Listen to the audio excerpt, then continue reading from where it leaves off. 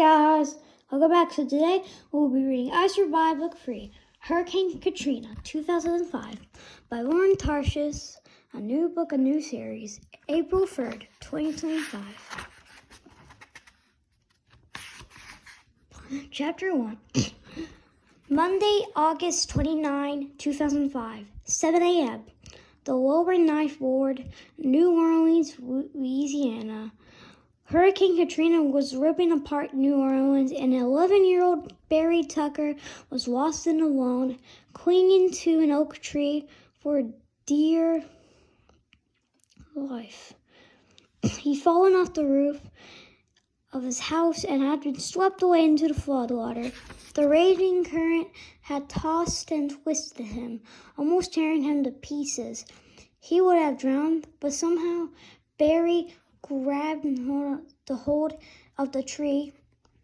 With every bit of strength in his body, he'd pull himself out of the water and wrapped his arms and legs around the trunk. Now he was holding on, with no idea what to do next. Wind howled around him, rain hammered down, and all Barry could see was water. Swirling, foaming, rushing water. The water had washed away his whole neighborhood. Pieces all floated by. In the dirty gray light, Barry saw jagged hunks of wood, shattered glass, a twisted bicycle, a refrigerator, a stuffed penguin, a mattress covered with a pink blanket. He tried not to imagine what there was in the water, or what happened to all his neighbors. His mom and dad and his little sister Cleo. What if they all fell into the water too? Wait! What was that sound? Was someone calling his name? Dad! Barry screamed. Mom! Cleo! Nope, it was just the wind shrieking. Even the sky was terrifying in the storm. Barry was shaking now. Tears stung his eyes. Then he heard a new sound, a cracking, running above the wind and rain. He stared in the shock of what was floating in the water. A house, or what was left of it. One side it was torn off. It moved through the flood slowly, turning its blown-out windows. It seemed to stare at Barry. The splintered wood looked like teeth in a wide-open mouth, and it was coming right at him. Chapter 2, 21 hours earlier, Sunday, August 28, 2005, 10 a.m., the Tucker's house, the Lower Ninth Ward, New Orleans, Louisiana. Barry sat on the steps of his front porch. His best friend, Jay, huddled next to him. Jay wanted to see the drawing rolled up in Barry's hands. Show me, Jay said, leaning so close to Barry could smell eggs sandwich on his breath. Barry elbowed him back, laughing. He knew Jay was excited. They both were. The next day was the deadline for the acclaimed comic books created superhero contest. For the past 3 weeks, Barry and Jay had been working on the non-stop of the creation. They'd come up with everything together, their hero's name, his costume, even his signature, which was the source of his amazing powers, but it had been Barry's job to draw him. He stayed up past midnight, the last 3 nights adding his finishing touches. Okay, Barry said, clearing his throat and standing up like an announcer facing an anxious crowd. This is the moment you've been waiting for. Ladies and gentlemen, meet Akivo. He unrolled his paper and watched Jay's eyes get wider behind his scratched-up glasses. Barry's cheeks heated up. He worked hard drawing. Of course, he never admitted to Jay, but it was almost like Akiva was his brother, a 7-foot-tall brother with bungling muscles, hawk wings, titanium armor, and eyes that could see through walls. Jay rose to his feet. That's amazing, he said in a shocked whisper. The wings look real, and that fire, He pointed out to the flames coming out of Kipo's silver boots. Barry had worked for 3 hours on those flames, mixing orange and red and yellow with a bit of blue until they looked like they would burn your fingers if you touched them.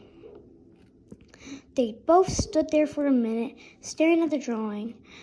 Then Jay started jumping up and down. "We're going to win the contest, Jay. We're going to win the Yes, Barry started jumping too. He knew that hundreds of people were entering, and not always some kids. Some people drew on computers. Others made videos. All Barry were the colored pencils Mom and Dad had brought him for a gift last birthday. Still, Barry was a believer. He had gotten that from his mom. And that minute, Barry let himself believe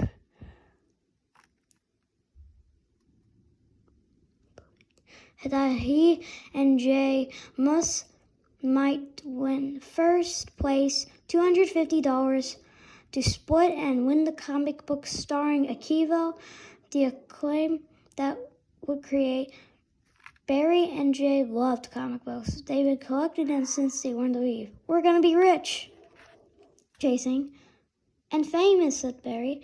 They were so busy jumping and dancing and hooting, they didn't even notice Abe McKay and his killer dog, Cruz, watching them from the sidewalk. Abe's laughter got their attention. Abe was a huge guy, almost twice as the size of Barry. His booming laugh particularly shook the ground. Barry and Jay froze. The hairs on Barry's arse stood up straight. Jay's cocoa skin turned gray. Abel was in middle school, just a year older than Barry and Jay. They used to all be friends, but Abe had changed since his dad had gone away 2 years earlier. Now he and his grandma lived alone. The McKay's house used to be one of the nicest in their neighborhood. It was painted bright sky blue. Abe's grandma used to have a yard full of flowers you could smell a block away. But now the garden was dead, and the house was gloomy. Abe didn't go to school much anymore, and he started hanging around with the older boys, whose rooming motorcycles kept everyone up right at night. And then there was a new dog. He looked like a big mutt. He had a square head and the tips of pointy ears flopped over. But Abe said that he was a special breed from Asia, trained by the Chinese army, and that his jaw was strong enough to bite through metal. He was trained to kill. Abe had bragged, "On my command, he goes right through the neck. One bite it all takes." "Why do you stop dancing?" Abe asked, now splitting onto the sidewalk. "Cruz loves to dance." He bent down to unhook the dog's leash. "Go," Abe shouted. "Go get him, Cruz." Chapter 3. Barry turned and put his hands over his face, racing for the feeling of his teeth ripping at his neck, but nothing happened. He peeled his eyes and saw Cruz was still on his leash, standing next to Abe, who was laughing his head off. Why did you think it was so funny to scare them? Barry wished he could find courage to scare them, to step forward and say, "Get off of my property." He'd practiced that in the bathroom mirror, squinting his eyes to get a fierce look. But who was Barry kidding? He was about as fierce as one of Mom's peanut butter cookies.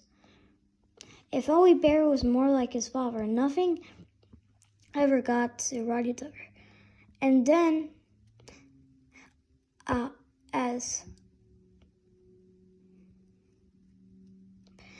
so Barry's thought to send out an SOS. The front door opened, and Dad appeared to the porch. "Hello there, Abraham," he said with a smile. Abe grew closer and lost his unusual "what are you looking at" glare. Suddenly he looked like the old Abe, the pudgy guy in the Saints jersey who tried to show Barry and Jay how to shoot layups.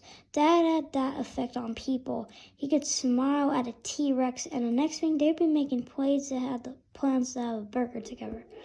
Barry's dad was a little famous in the lower nine. His band, Roddy Tucker and the Blasters, played in jazz clubs around New Orleans.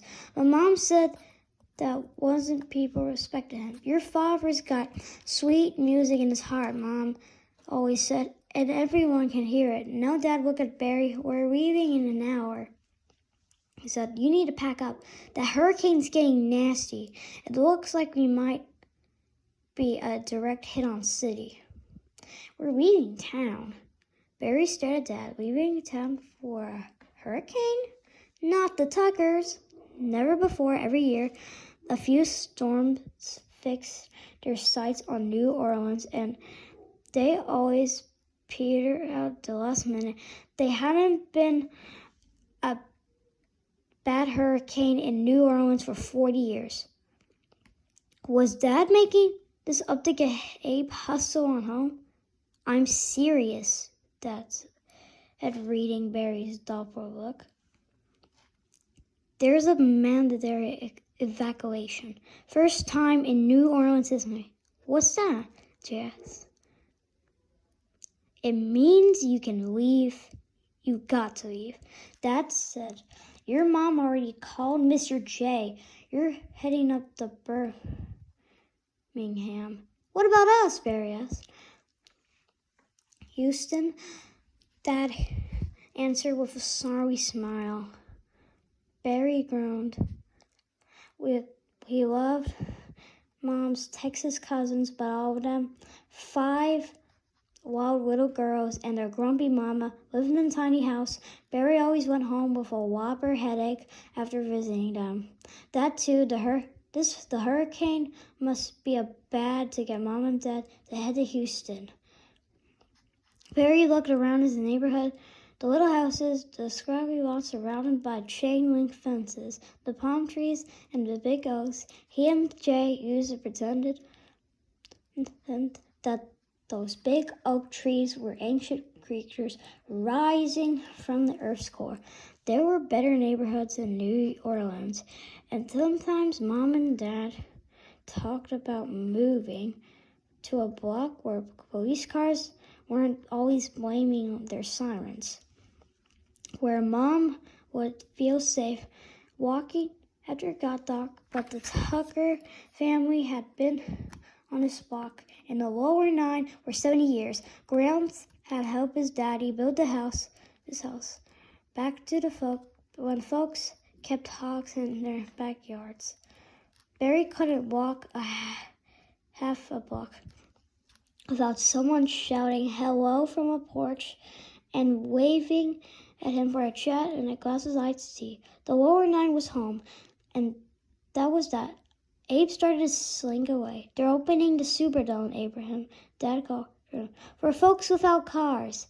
"You should get your grandma over to the stadium as soon as you can." Abe waved and went on his way. Dad opened the door to go inside, and the news radio echoed at the porch. "That's right," a man's voice boomed. "This storm is a monster. It's time to leave. Get out now. Get out while you can." "You heard the man," Dad said, starting to close the door behind him.